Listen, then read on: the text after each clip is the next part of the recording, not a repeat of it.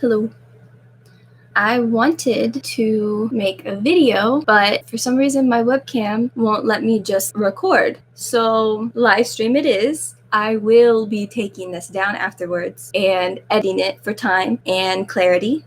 And then I will be re-uploading it. Okay, so what are we doing today? Today we are going to be talking about another girl who has been hurt by Matthew. And I've been given permission by her to talk about her story. I just want to read to you. This is where she gives me permission. She says, "You can say anything you want to say about me if you feel like it's helpful or useful."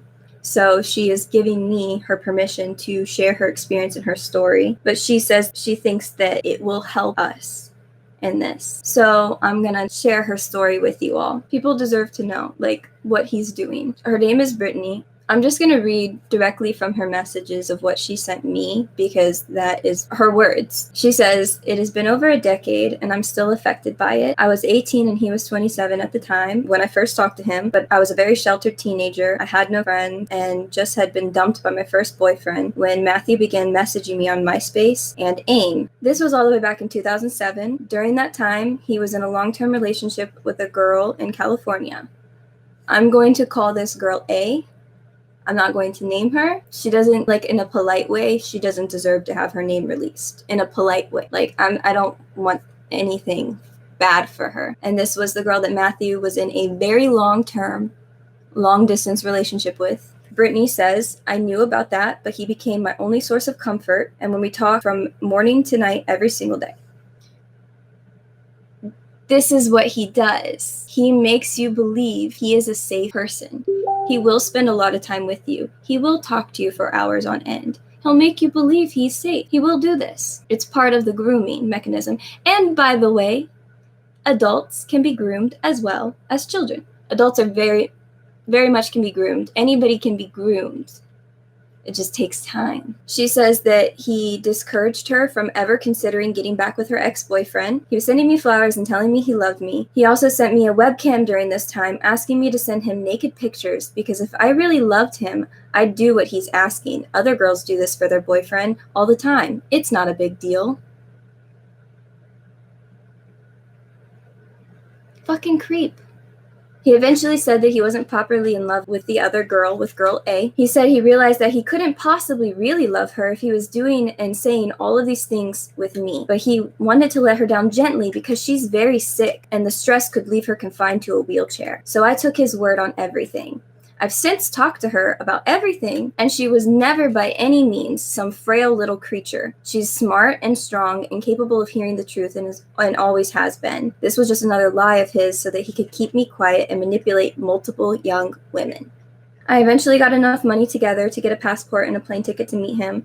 I didn't come from a wealthy family by any means. I grew up in a trailer. I never had a lot of anything. I guess I just needed to know if he was my safe person, if there was an actual love there. But he was all too eager to get a camera and a tripod out and tell me to put my hair in pigtails and record himself doing horrible things to me. That was truly all that mattered to him, and if I didn't consent or if I didn't like what he was doing, he would get very angry. If I cried, he got angry. At one point, after forcing me to film something with him, and I was visibly shaken up, he said, "God, I feel like I just raped you." And he cried in the corner, but there were never any actual tears. I've wondered for years if it ended up online because I know photos of another girl he was seeing at this time were sent to you and to Kaylee. She's talking about girl B, who I also won't be naming. Girl B is who nudes photos I got sent that Matthew doesn't remember sending me, but that I can describe in great detail. He doesn't even remember doing it. There was a whole photo booth album. That girl was not me and was not his actual girlfriend. It was a completely different girl that he talked to online and convinced to meet him. He was talking to her while he was talking to me. I remembered just before I visited him, he posted photos of them together in his room. How stupid I feel now. But he was able to convince me and his actual girlfriend that she was an innocent friend of his. I can't speak for her on whether or not she liked her photos shared with other people or posted online, but she probably thought it would have been kept private, and she also probably believed the same things I believed. Absolutely. He took those pictures of her, and maybe she was okay with them being seen, but I can guarantee you she didn't say, "Hey, go groom children with these photos." I can guarantee you girl B wasn't just like, "Here you go." But then you took those photos of her, Matthew, and you shared them with people, and you were like, "Oh no, it's fine. She wants them to be seen. You sent the same. You did it to Kaylee. We've all seen the pictures. Why did you do that? Why? While I was there, she's visited him. Brittany made physical contact with this man. She was unlucky enough to actually go to visit this man. It's fucking sad. It's fucking sad. While I was there, he also went through all of my personal email messages while I was sleeping. Sleeping. She was asleep. And he went through her shit. Without her permission. He read messages to and from my mom, dug through emails from years prior that a male friend sent to me, and he demanded that I get on the phone immediately and call that male friend and prove to him that we hadn't spoken in years. He was telling me exactly what he wanted me to say and ask. It was literally an acquaintance that I had never met and likely ever talked to. That's how controlling he is. He asks for all your passwords, he goes through all of your shit, and then he gets mad about stuff from years ago when you didn't even know him. I felt like a prisoner and couldn't leave. When I got home, I was pretty fucked up from everything that happened, and I think I just immediately started drinking, which became a problem for years as a result, which is really fucking sad. That is really fucking sad. That is the effect that this type of shit has on us. And that's not okay. You don't get to do that to people and just keep on. He said if we were going to continue any kind of relationship, he needed all of my passwords. I began trying to contact his girlfriend, girl A, at that point, which made him go absolutely fucking nuts. He assured me that I was going to kill her. And how could I be such a horrible monster to kill an innocent person with my own selfishness over something so trivial? Her abuse was trivial to him. The abuse he put her through was just trivial. Just trivial. It's just trivial. Why? You're gonna kill a person over my abuse of you? Which, by the way, it wasn't gonna kill her. It was not going to kill anybody. Except for maybe his social life. She blocked me, girl A. And it wasn't until pretty recently that I finally actually talked to her, girl A. It was actually him blocking me. He was on Girl A's accounts blocking me, and he had made fake profiles of me, Brittany, so if by any chance she, Girl A, decided to learn the truth and try to message me, she would actually be messaging Matthew. I will finally have my life together and be sort of happy, and before I know it, I receive a random message from him. I feel bad saying that I think I have PTSD and things from the stuff he put me through when I hear about your story and Kaylee's story, because in your case, you were actual children.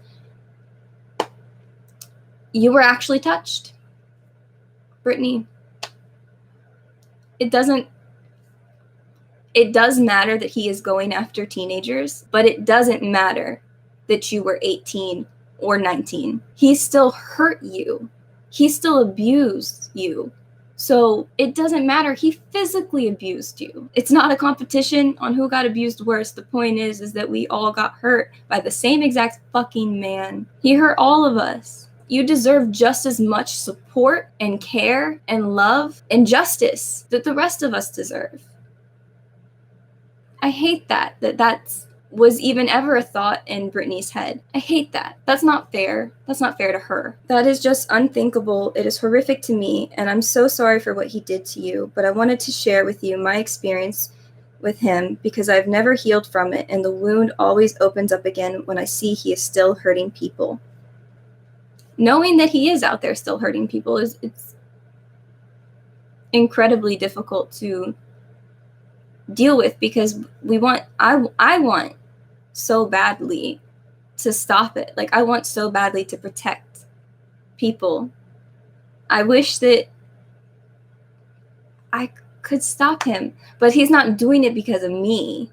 And he's not doing it because of Kaylee, and he's not doing it because of Brittany, and he's not doing it because of girl A, and he's not doing it because of girl B, and he's not doing it because of girl C. And I didn't mention girl C, but there is a girl C, who I also won't be naming because some of these people have finally fucking gotten their life back on track after the years of manipulation and abuse that he has put them through. Some of these people have finally gotten their life back. So I don't want to pull them back into this. I don't want to drag them down.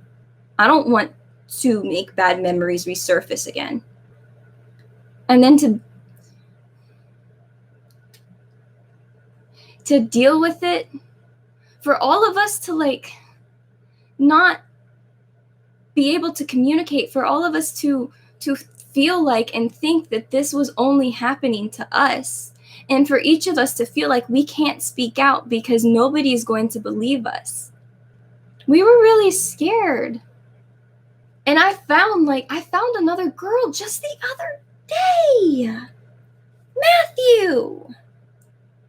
I found another one. How many am I going to find? How many have you done this to over the course of 15 years? You've been doing this for a minute, my dude. I just want to know how many more there are. I mean, for real, how many more are there? Am I going to share anybody else's story? Is anybody else going to open up to me and say, yeah, I know Matthew, here's what he did? Because you told me nobody else was going to come to me. You did when I confronted you about the most recent girl. Life, I understand life can be cruel, but I don't like it when people say like life is cruel, because the thing is, life doesn't have to be cruel. Life does not have to be hard. I did not have to go through what I went through.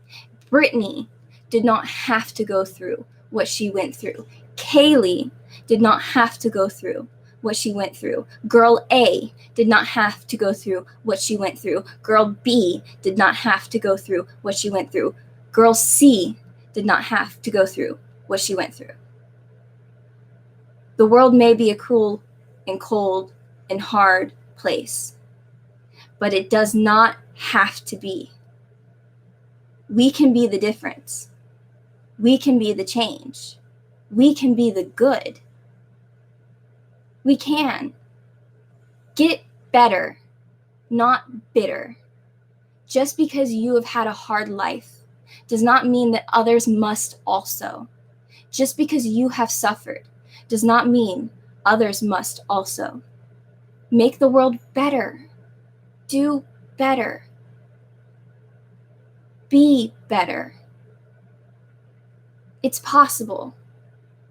The world does not have to be a cruel place. It can be wonderful. And it should be.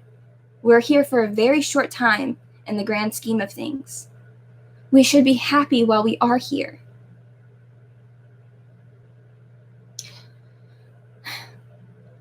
Okay. I'm done for today. I'll be back another time, maybe, hopefully, and you know, I hope I am back, and I hope I'm in a better place. I'm not in the worst, but I hope I'm better. So, thank you